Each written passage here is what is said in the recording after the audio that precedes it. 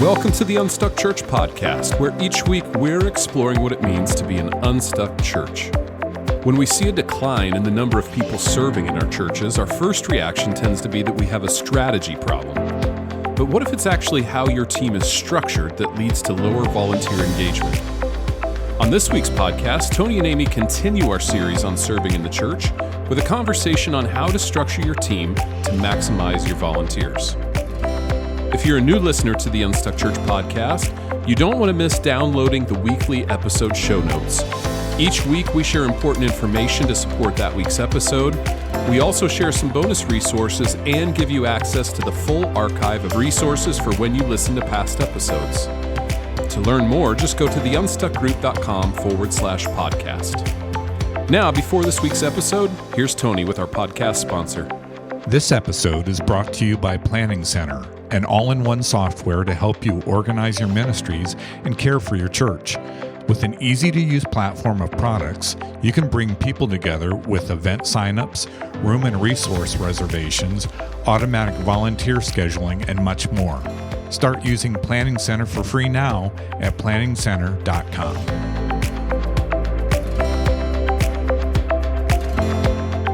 Well, welcome back to all of our listeners. And Tony, good to see you. Have you been on the road this past couple of weeks? I have. I've been actually back in the great Midwest, serving churches in both Fort Wayne and Cincinnati. Cincinnati church was fun, not only because it was a fun church to serve. I mean, it's a healthy church too. Amy, this church had close to 30% year over year attendance growth. Can you believe that? Oh my goodness. I can. Yeah. And so the fun thing is they called us in because they're just, if they have stuckness, it's just trying to figure out how do we continue to address some of the challenges that we're facing because of the growth that they've experienced in such a short time. So that was fun. But because I was in Ohio too, I also got to see my Cleveland Guardians play. So it's always good, Amy, when I can mix business and pleasure, if you will. That's a baseball team, right? Yes, it is. Yes, it is. Football starts soon. Well, we are back in the second episode of our series on serving as spiritual formation. And last week, we talked about how most churches say they need more volunteers. And we agreed with them. They're not wrong. Most churches do right now. And before the pandemic, we noted that we typically saw up to 50%, 45 to 50% of all adults and students serving on a volunteer team. But our most recent data shows churches are reporting only an average of 35% are serving today. Yeah, and we talked about, actually it's probably a dozen or more common mistakes that churches make with their volunteer engagement strategy that could be contributing to that shortage of volunteers. And so if you didn't listen to last week's episode, go back and listen to it, grab the show notes. But you're gonna want to review those mistakes we walked through last week. But today, we're going to look at structural mistakes that churches make that may be leading to lower volunteer engagement. And Amy, to set up the conversation, maybe help us. What's that core tension that you sense pastors feel when it comes to structuring their team in a way that will engage more volunteers in serving opportunities? Yeah, I think the headline tensions are number one, there's just not enough volunteers engaged on their teams. And the fact that it's only gotten worse since the pandemic when we were kind of training people just to watch church. So we've been hiring more people to do the things we used to have volunteers do. Now, wait a second, Amy. I think that's how I responded to that question last week. Isn't that the same thing I said last week? Yeah, it helped me to prepare. That was an easy part to prepare for. Yes, it's the same issue. I was going to see if you could catch on with that. But pastors feel like there are not enough volunteers, so how could we structure in a way that depends on volunteers if we perpetually don't have enough? It's like a chicken or the egg thing. Yeah, absolutely. Okay. With that in mind, let's do what we did last week for volunteer engagement strategy and talk about the structure of churches that engage more volunteers in serving roles. And specifically, let's just make sure we illustrate how this is a spiritual formation issue. I mean, in addition to engaging scripture, some of the spiritual disciplines, relational connection through Bible studies and small groups, and using those gifts to engage in ministry in our communities and mission trips and things like this, serving within the body of Christ is critical to spiritual formation. So let's try to talk about some of those steps that we can encourage churches to consider as they're thinking about their structure and how that relates to volunteer engagement. Yeah, well, I will start out right at the gate. I think one of the mistakes from a structure standpoint is not having all of spiritual formation under one leader or one team. Really, any size church, one person who's owning that overarching pathway and being able to look at the health in all the various areas. You'll have people under you who manage it, but when we spread it out, we dissipate the overall effect, I think, of our spiritual formation pathways. So the mistake would be is not having one person over things like groups and over things like serving and overseeing outreach. When you have one leader, I've seen it work. I've been doing this for 10 years now. Traction on discipleship happens when we have one person who's accountable for it. What do you have? Well, I was going to say, Amy, just to be clear, I mean, it's just not uncommon when we engage with a church and start to look at their structure that they do. They have one pastor over groups. They have another pastor over the kind of the serving engagement in the church. They have another pastor over missions and whatever. And they have another pastor sometimes over more broadly discipleship and kind of the education component of that. They have another pastor over men's ministry, another one over women's ministry. I think your point is when you have separate leadership and separate teams over every step in the spiritual formation journey, it just makes it tough for any church to get traction, especially for the person that's just trying to figure out what's my next step, right? So that is a common challenge as it relates to structure. Amy, another one that came to mind for me was, and we see this with, I mentioned that church a moment ago that is experiencing fast growth. And for the churches that are experiencing growth and getting larger, this is a common challenge we see related to structure. I referenced it last week, but it's hiring doers rather than leaders. But here's what I think is driving that. And it actually is directly connected to serving. Because what ends up happening, especially in growing churches, is the growth is requiring more ministry to get done. Then we notice not enough people are serving. And so when we start to hire, we're just trying to hire people to get ministry done.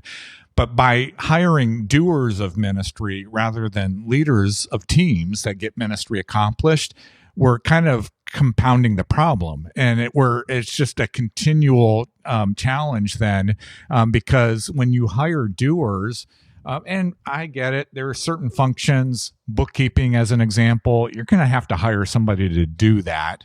That's right. But when it comes to all of the aspects of frontline ministry that we're trying to engage in people's lives, the more that we can hire leaders who know how to build teams of people and then letting those teams actually accomplish the ministry, that's the only way that we're going to get ahead of this volunteer engagement challenge.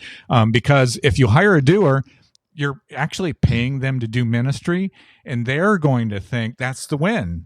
The win is to get ministry done. They're not going to be thinking in terms of what it's going to require to actually build the teams to get ministry done. So that's my second one. I just think we need to be more intentional about hiring leaders rather than doers.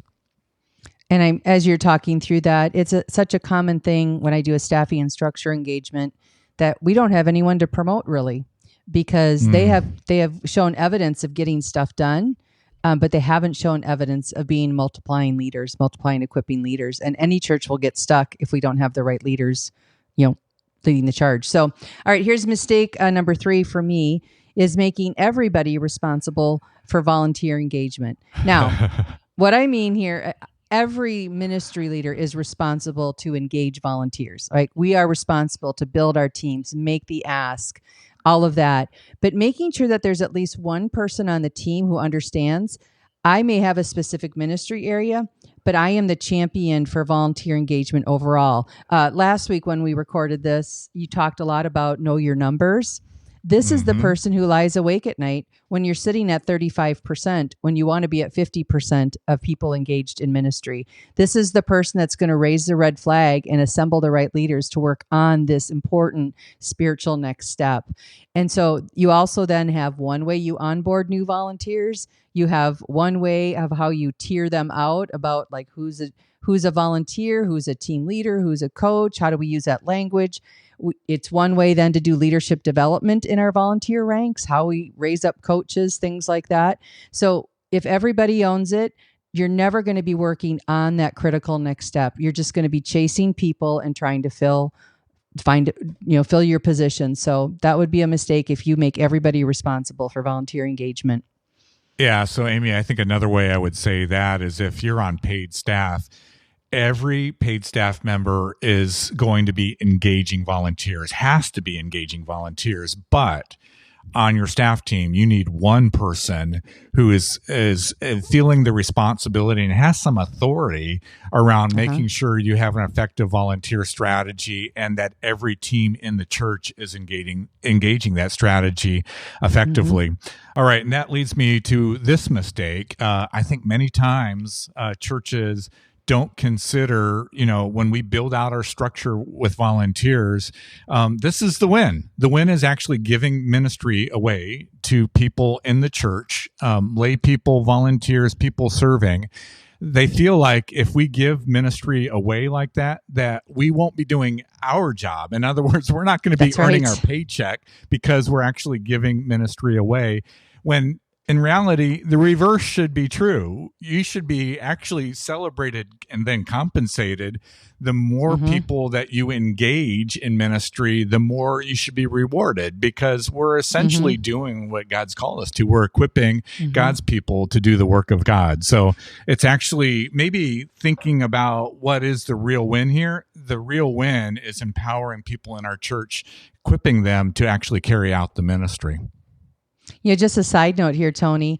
I celebrate when people leave corporate America and decide to take a step into ministry. We saw a lot of that, in our churches over the years. But I think one flaw they may come in with is they're used to hiring staff. I've mentioned this recently. When I left corporate and came into my ministry job, I was building out my structure and just never even considered volunteers. I was thinking, who do I need to hire? Because that's the muscle I had for 10 years. So if you engage someone from, corporate America coming into a leadership role on your church, this is something you're going to want to pay attention to make sure you really clarify the win that you just stated, that your win, especially if you're in spiritual formation side of things, family ministry, your job is to give it all away. That's the win. That's what we celebrate. Which brings me to my next mistake. I think a mistake we can make in this area is that we start to celebrate the wrong things. We start to celebrate those doers who are staying super busy instead of celebrating the people who are empowering and equipping people to do the work. So when we have our staff meetings, for example, sometimes we celebrate people.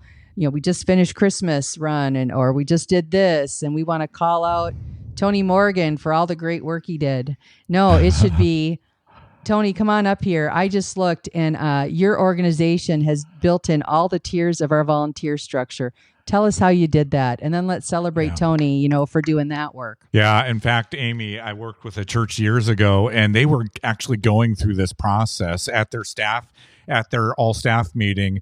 They had all the leaders of all the ministries present their work of building out all the volunteer teams that were required to accomplish their ministry, and then kind of gave a status report on how many of those volunteer roles are currently filled, and then the process that they were engaging to make sure that the balance of the roles got filled in the coming weeks and months. And so I love that when teams think about what's the most important priority for our church in this moment.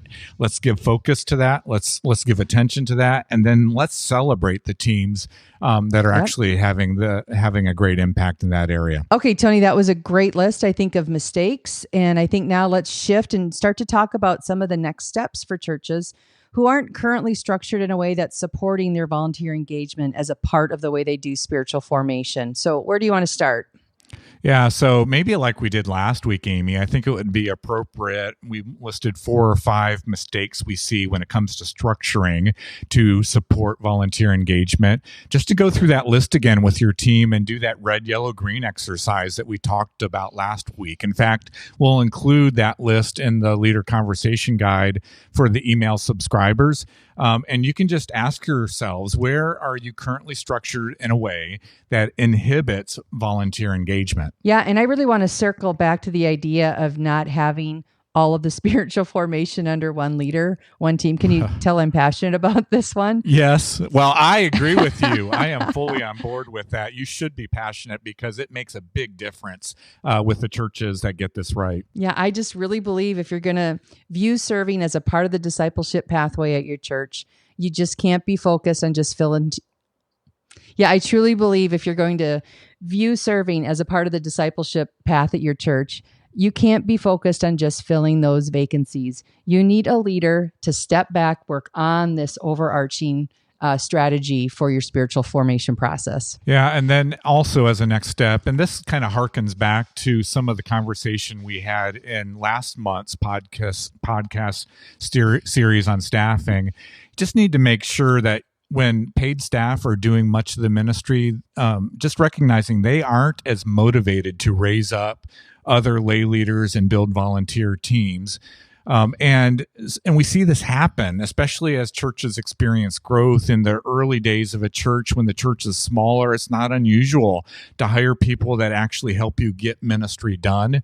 But as the church grows, and that the role of paid staff and especially leaders in ministry that are on staff, it shifts. And some people can grow with the church and grow their leadership and really get more on the team building side of what needs to happen on ministry rather than doing ministry. Frankly, some people can't make that shift. And if that's the case, you really need to go back and listen to last month's series where we talk about how to handle some of those staffing misfits, because that could be an issue. That aside, let's think about how we can fix this problem. First, I would challenge your staff members to draw out an org chart that includes volunteer leaders and volunteers. Instruct them to pretend you have a 12-week sabbatical coming up. Yeah. What type of roles need to be designed to keep the ministry running in your absence?